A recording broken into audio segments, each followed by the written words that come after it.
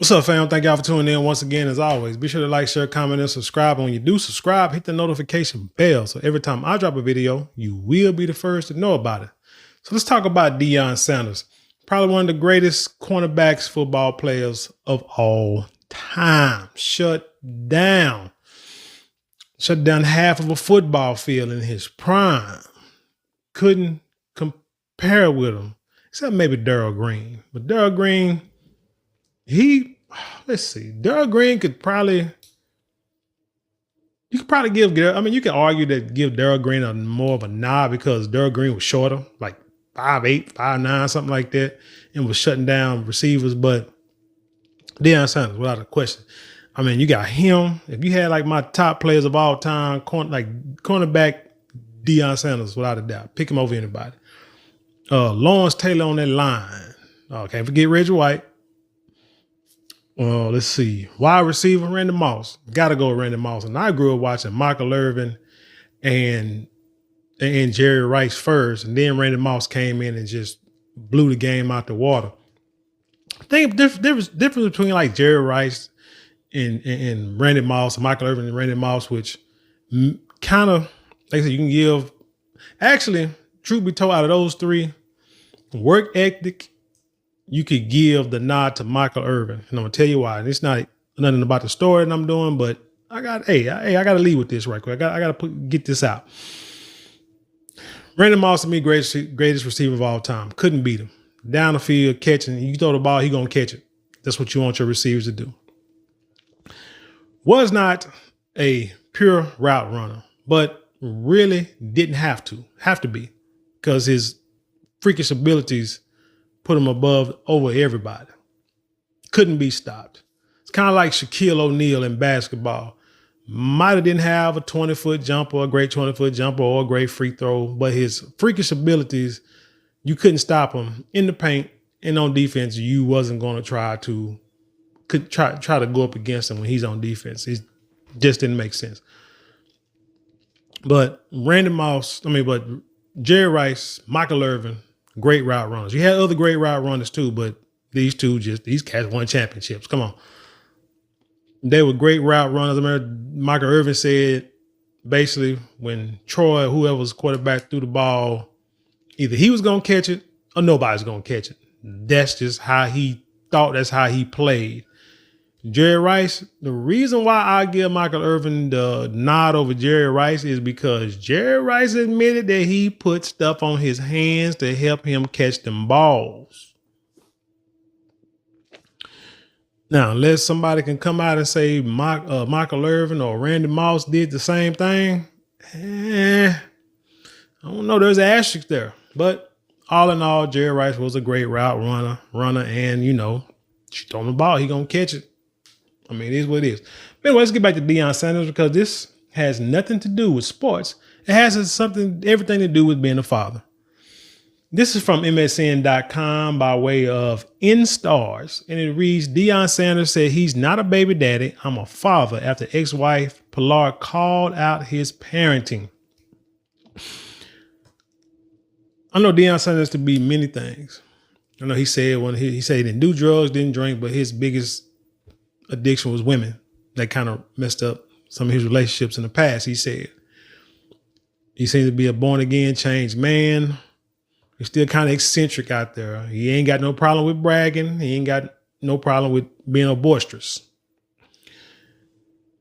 But like I say, sometimes what he does may seem a little bit over the top. But one thing I will say that dude is in his son's life, his children's lives. I've said before in a previous video that the moves that he made it for his boys, not for himself. He go to the HBCU, get a little check that way, because his boys are not being, recruited by these big schools. So he had a plan and he worked it, which is what you're supposed to do. Like King Richard, Venus and Serena dad, Tiger Woods dad, what's his name, Earl? Michael Jackson, the Jackson's dad. You have a plan and you work that plan to perfection. His sons didn't get recruited. So what did he do? When they was younger, he made a team for them when they was kids that he coached. try to make a school for them so they can play. Anything to get, he can use his name and his notoriety and his ability to get his sons and his daughter too, because I think she played basketball or volleyball or what have you, to get them some shine. And the other kids in the communities that he helped coach and mentor. College, kids get ready to go to college. He takes a job coaching at HBCU. Brings his boys with him. They start. They do the doggone thing. He gets a coaching job at Colorado. What he do? He brings his boys with him. And they playing, they starting. And, it is what he's doing what he's got to do. What's them on the Mellow Ball, the Ball brothers? Their dad. Same thing. Just had a plan, tried to work it so his boys to get his boys into the NBA. If he didn't do what he did and wasn't the way he was, it's a good chance they would not have gotten to the NBA, whether they became superstars or not. Hell, they there. And I can't knock it. I ain't hating on nobody. So, that's always my saying is, before I criticize or critique anybody in sports, first thing I say is, hey, I ain't never played in the NFL, in the NBA, Major League Baseball. I ain't never got paid to do so. If I could, I would. So I'm not hating, but because you're in a certain position, this is what's been expected of you. Like me, I'm a nurse. There's a lot of people out there who ain't never went to nursing school, ain't worked in no hospital. So, I can't say that, hey, you never did what I did. So how you going to tell me what to do? But you can, patients can tell me what they expect. And then I need to deliver if it's within the scope of my practice. I can't say, man, that's how you know what the heck to do. How you going to diagnose? Well, we can't diagnose. But anyway, it's just like a doctor telling us, but hell, if we deal with the patient every day, look, this is what I recommend. This is what I think you should do. But anyway, let's get back to the story. Like I said, but one thing is from the outside looking in, he's been a father. Whether you agree with his practices or not, the man is there. Former Dallas Cowboys player Deion Sanders emphasized this dude's a Hall of Famer. Get it right. Former Dallas Cowboy Hall of Famer Deion Sanders emphasized the importance of being 3-time Super Bowl champion. Emphasized the importance of being a good father on the first episode of Out of Pocket with RG3. Sanders, who has always emphasized the importance of being an attentive father, was met with some criticism from his ex-wife, Pilar Sanders, who accused him of neglecting their daughter and sabotaging her chances to attend a better school for sport. This is interesting how women see things differently than men. I can say, small personal story. One of my daughters, both of them were real good in softball, but had one who was one of the best players on any team that she was on. Pretty much skilled, played hard. She, pitched, played first base, hit 600. Defense was incredible. She just knew the game. And I would have her practicing. And sometimes her mother would be like, she'll need to practice because let's say a family function is coming up or a game is coming. It was like a family function coming up and it's a practice day. We got to show, because I was coaching. So, you got to show that, hey, everybody, we're going to practice on this day, no matter what. She need to be there. But her mom was more like, your daughter is the best player on the team, blah, blah, blah. They need her, whatever. She can miss practice. No, she can't. It doesn't matter how good she is. It's presentation. You understand what I'm saying? And you teaching her the wrong values. I don't care how good you are. You don't neglect your responsibilities. This, that, and the third, whatever. There was always a back and forth there. But, with my daughter, she understood where I was coming from. So it is what it is. But like I say, it's different. It's funny how women and men see things differently. Now, she said that he neglected her daughter, but let's get to it. Quote, you always talk about a present person. Don't. Stop talking about a present parent. Don't make me say more than I have to say. Stop talking about being a present parent, Pilar said on an online video back in April.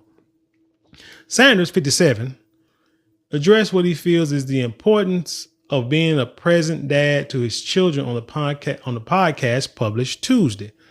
I'm a divorced father, but I didn't stop fathering. One custody of my kids that I never stopped fathering. I've been there The whole time I built my life around my kids. The moves I made was based on my babies, not me, my babies. They was based on what was good for them. So I take pride in that. Coach Prime said, I ain't no baby daddy. I'm a father. Hand clap of praise for that brother there, because from what I see, it's true. Like I say, regardless if you like his methods or not, approve of his methods or not, the man was there and he was trying to do things that he felt was best for his kids, which is what a real father gonna always do. I too, like I said, I'm in divorce from my children's mother, but my kids can tell you up until the time that their mother like moved out the city and it was tougher for me to go see my youngest one.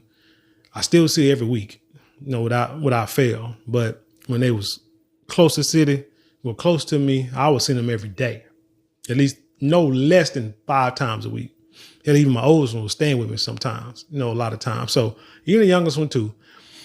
But I was always there. I was there at every school function. I was there doing homework. I was coaching, doctor's appointments, graduations, nothing. Didn't miss anything. Was there trying to do everything I had to do to make sure that they got the best that I could provide for them. That's what a real father does. Real father doesn't sit there and make excuses, don't make reason. Even now, my kids need stuff, I'm there for them. And them son guns are grown. So, well, one of them is, they grown. One of them still in school, but you know what I'm trying to say. The Colorado Buffaloes football head coach also pointed out how there is minimal representation of black fathers on television. He referenced the Jeffersons. That man wasn't I don't know. The Jeffersons and Sanford. He did have Lamont. I mean, what was George Jefferson's son name? What Lamont? Dang, I can't think of his dang on name. Anyway, he referenced the Jeffersons and Sanford and Son and how he used to watch them and see the connectivity that they had with their sons. And it was just so darn phenomenal, man. I would mimic that. We wouldn't have that on television right now. We don't have that on television right now. We can't even think about a relationship with a black man and a son on television. So now we turn to sports and we making a comeback. One of Sanders' main points was that the most important thing to do in fatherhood is to be present. You don't have to be perfect, which is true. Be present, because it goes like I say to all relationships, whether it's like your kids' relationship with your kids, or relationship with your wife or whatever. You got to be there. You can have all the money in the world. They don't know what they want because they want protection. They want to be taken care of. They want things to be handled when it needs to be handled. And that's what you need to do. So you got to make sure you got the money, but you also got to make sure that you got a lot of time. But if I got a lot of money, you ain't going to have a lot of time. But if I got a lot of time, you ain't going to have a lot of money. T.D. Jakes said that not too long ago, and people got, upset about that. But it's true. It is true from a man's point of view. A lot of men lately are actually telling their stories, showing their emotions, explaining to you what we have to go through on a daily basis to be who we are, to be great. And it seems like nobody wants to hear it. Nobody wants to hear it. So yeah, you gotta be there for the kids. Pilar, who was married to the former Dallas Cowboy cornerback, Hall of Fame cornerback from 1999 to 2015, called out Sanders for what she perceived as lack of support surrounding her daughter's decision to transfer colleges earlier this year. Their daughter, Shalomi, entered the players' transfer portal after one season with the Buffaloes. According to the Atlanta Black Star, the 5'6" baller played 11 combined minutes across 5 games. Now, check this out. Now, the mother is mad because I guess the daughter didn't get the same shine or be put in the same position as the sons. But the daughter, he took his daughter to Colorado with him, right? Okay. She didn't get no playing time or this, that, and the third. I mean, he like I said, you got to earn the spot. So she didn't get the playing time. Okay, now she want to go to the portal. Now listen to what he said. You don't enter the portal, you get a team. You kind of get a team before you enter the portal, the college football coach said. So you don't, that's what I would advise a child. And I know, well, it's illegal. Like, come on, man. Everybody that knows somebody knows somebody. You kind of want them to do something, and she has been truly advised. So basically what he's saying is, before you put yourself out there on the market, you make sure you got somebody that's willing to take you and going to benefit you the most.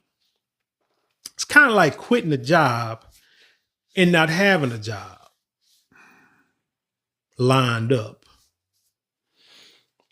Anytime I've had a job somewhere, let me see, have I ever quit a job back in the day? Maybe when I was younger and dumber, but not, had something to fall back on. I don't think I ever really quit a job like that. No, I haven't. But anyway, if you have a job, let's say you're going through some stuff, you don't just up and quit. Now, I've had jobs where, maybe management was irritating me. The people I'm working with could be irritating me. The pay, I'm not agreeing with. So instead of doing something dramatic and drastic, I put a plan in motion. Looking for other jobs, seeing what they're paying, going through interviews, this, that, and the third. And then once I got someone or I find a place that'll take me, get me close to what I want, then I'm gone. But you don't just say, I'm finna quit and then go out and look for a job, because first, that kind of looks bad, because the job, the employer that you're trying to go to, they might say, well, this person quit before they even got a job. Now, I can't trust that person. So they might look on to the next resume or to the next application. And she went on the portal. Now he said, hey, somebody knows somebody, so know somebody. So that's what you do. You use that connection. You say, hey, I'm looking to transfer, what you got for me? Oh, we can do this. Let me look at your transcripts. Let me look at your plan, your highlight films. Yeah, we can use you here. Come on over here. He's saying, like I say, you just don't up and leave just because you're emotional. It's basically what he's saying. Pilar, 49, how old is Deion? 50, 57? So 8 years, 57, 49. That's fine. They was grown. Pilar 49 shot back in the Instagram video. Stop talking about a present parent. Don't make me say more than I have to say. Stop talking about being a present parent. Like I said, there's a saying out there that people tell you that being a dad is like being a bad guy, because you have to put rules down and you have to adhere to them. You got to. You can love your kids, love your daughters, love your sons, but you have to be about your business. Now, your kids are going to do things that's going to irritate you, going to upset you. And there may be times where y'all may just have to separate from each other, not talk to each other. There was times, like I say, with my own daughters that we went without speaking to each other for weeks, maybe months, because we had a falling out because of disagreement. But I was true to what I was saying. I was not backing down, because what I was telling you the right thing to do. I'm telling you what you need to hear. If you don't want to hear that, then you go kick it with them. I'm still going to be here. I'm not going to beg a person who wants to live their own life, especially if you growing up and you trying to find your way. I'm not going to beg a person. Hell, I don't care if it's kids in the neighborhood, grandkids, whatever the case may be, nieces, nephews, whatever, little sisters. Like I said, I'm not going to beg you to do the right thing. Patience in the career I'm in, I'm not going to beg you to do the right thing. I'm going to give you the advice. Here's the proof that this will work. Take it or leave it. If you want to go that way, by all means, but don't come running back here like trying to say, hey, Dad, I need you to fix this, because it's like it shouldn't have to be fixed. Now you trying to make it hard on me, make it harder than it had to be. It's already hard enough for me to raise you, to take care of you, to make sure you're on the right career path, right life path. And now you're making ignorant decisions, and now you want me to fix it. Well, we're going to fix it on my time. On my time, especially if it's on my dime, we're going to fix it on my time. We'll get to it. If you don't like it, then you just keep moving that way. And that kind of stuff, people separate themselves from each other. And then over time, things get back to normal, because as the children get older, they they realize exactly what you did and what you sacrificed for them to have the life that they have. That you may have started out with nothing, but you tried to make something for them to make it to where they didn't have to struggle like you, but they still had to work at it. You don't want to just give them everything and they don't have to work for it. That's a no-no in real life because you're setting them up for failure. But you got to make sure you hold them accountable. Prime most likely did that for his kids. Told them how to play the game, how to maneuver. And you always got that one. Always got that one that's not going to listen. Going to try to do their own thing all the way around and won't never listen no matter what. Going to do their own thing. So you let them do their own thing. And then once they realize what you did for them in the past, they'll probably appreciate it more in the future. But anyway, actually, I got no problem with Deion Sanders said. I got no problem with what he did. Pilar, on the other hand, she had her controversies. I mean, here, you lost custody of your kids as a woman in America, regardless of if Primetime was famous or not, rich or not. You lost custody of your kids. It's hard to do that for a woman in this country. So that's another story for another time. But anyway, tell me what you think about this story. Leave your comments below. Share it with the world. Let's dialogue. You know how we do around here. I want to thank y'all for watching. But also don't forget to like, share, comment, and subscribe. Those 4 things cost you nothing more than maybe like a couple of minutes out your day, but it means the world to us over here. If you would like to support monetarily, you can always give super thanks, super chats, or go to the description box. There are links there you can click on that you can help support financially there. Don't forget to go to marlonmorale.com, get 10% off your first purchase. Again, go to marlonmorale.com. You will not be disappointed. Live luxury. Look. And with that being said, I leave you in peace, and I'll see you on the other side.